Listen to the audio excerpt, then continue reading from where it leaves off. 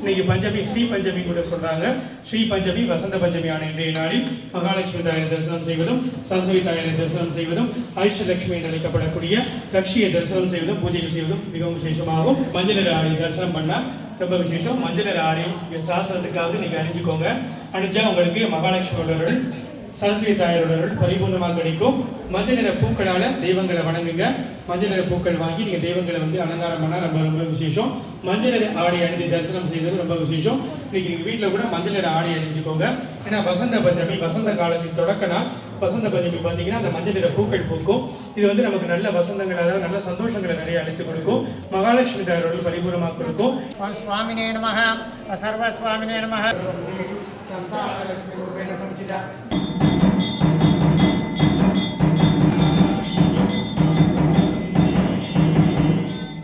ஓம் ஸ்ரீ குபேரலட்சுமி கி. மகாலட்சுமி தாயார் வந்த வெள்ளிக்கிழமை மற்றும் வசந்த பஞ்சமி ஸ்ரீ பஞ்சமியான இன்றைய நாளில் லட்சுமி பேரரை தரிசனம் செய்வதற்கும் உங்களுடைய அனைவரின் இல்லங்களிலும் லட்சுமி பேர சம்பத்து கொட்டட்டும் கொட்டட்டும், அரிக்காசமணி அருள் என்றென்றும் கிட்டட்டும் கிட்டட்டும்.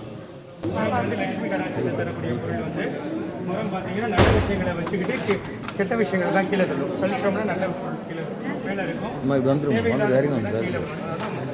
ரொம்ப